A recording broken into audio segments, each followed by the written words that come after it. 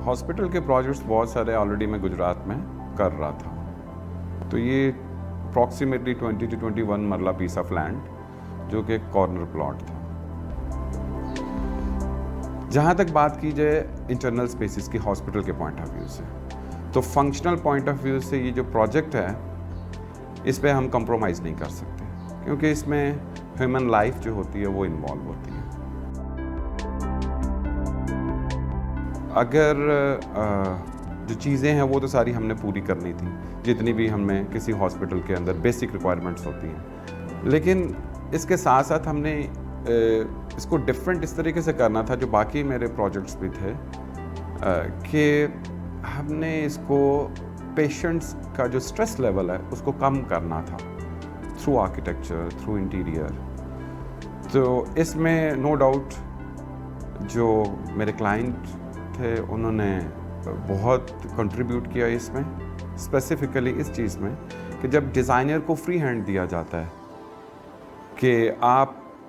जो बेहतर हो सकता है वो करें, तो फिर रिज़ल्ट जो है वो ये निकलता है। इस सारी के पीछे जो कॉन्सेप्ट था वो ये था कि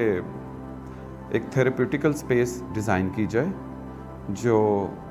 कलर्स के थ्रू जो पेशेंट्स हैं और प्लस पेशेंट्स के साथ जो अटेंडेंट्स आते हैं उनका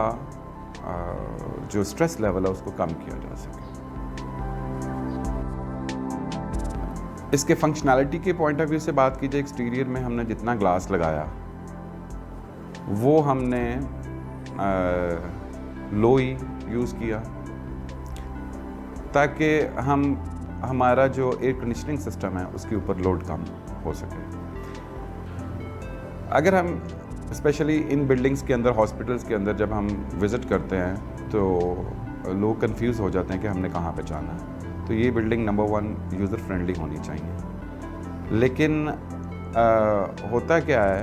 कि साइनेजेस वगैरह तो यूज़ की जाती है जिसमें नाम भी लिखा होता है, एरो मार्किंग भी होती है, लेकिन इसमें हमने हर फ्लोर को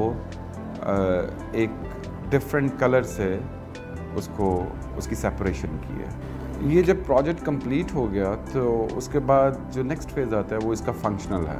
कि ये कोई भी प्रोजेक्ट जब आपका फंक्शनल होता है तो तब आपको चीज़ों का पता चलता है, आपको फीडबैक मिलता है लोगों की तरफ से और यूज़र की तरफ से। तो इसमें जी बहुत ज़बरदस्त हमें फीडबैक मिला क्लाइंट की तरफ से भी और वहाँ पे जो स्टाफ है उनसे भी, कि जो यहाँ पे लोग आके स्पेसिफ़िकली ये कि वेटिंग एरिया में बैठ के वो जिस स्ट्रेस में वो आते हैं अपने पेशेंट को लेके, तो वो यहाँ पे आके स्पेस के अंदर वो जो स्पेस है वो उनको इस तरीके से हेल्प आउट करती है कि उनके मूड को अफेक्ट करती है। किसी भी हॉस्पिटल में अगर आप चले जाएं तो सर्विसेज तो बहुत मैटर करती हैं, लेकिन ये स्पेसेस जो हैं सर्विसेज से पहले मैटर करती हैं, क्योंकि सर्विसेज तो पेशेंट को बाद में मिलनी है। आपके इमरजेंसी में जब आप जाएंगे, यहाँ आप ऑपरेशन थिएटर में जाएंगे, यहाँ आप किसी प्राइवेट रूम में स्टे करेंगे, तो वो चीज़ें तो आपको बाद में रियलाइज़ होंगी कि सर्विसेज कैसी हैं, लेकिन सबसे पहले आपकी जो स्पेस है उसका इम्पैक्ट आपके मूड के ऊपर होता है। तो वो अल्लाह का शुक्र है कि लोगों का बहुत पॉजिटिव फीडबैक आया, और आगे से जितने भी और भी मेरे क्लाइंट थे, स्पेशली डॉक्टर्स, उन्होंने कहा जी कि हम भी इसी तरह की स्पेसेस जो है अपने हॉस्पिटल में चाहते हैं। तो ये एक सक्सेसफुल प्रोजेक्ट रहा है, अल्लाह का शुक्र है। अगर आप किसी आर्किटेक्ट के पास जाते हैं तो उसके ऊपर ट्रस्ट करना चाहिए और उसको फ्री हैंड देना चाहिए, जो कि मोस्टली यहाँ पे मैंने अक्सर दूसरे आर्किटेक्ट से भी सुना है कि यहाँ पे क्लाइंट बेस्ड आर्किटेक्चर होता है, जबकि इस प्रोजेक्ट में ऐसा नहीं था। कोई भी काम है दुनिया में वो बगैर पैशन के नहीं हो सकता। आपको बेसिकली ये आपने अपने अंदर ये एवेलुएट करना है और आपने ये चीज़ देखना है, आप खुद हो या आपका कोई बच्चा है, कि इसका जो शौक़ है वो क्या है और इस शौक़ को कैसे कन्वर्ट किया जा सकता है किसी प्रैक्टिकल फील्ड में। तो जब भी कोई नई चीज़ आती है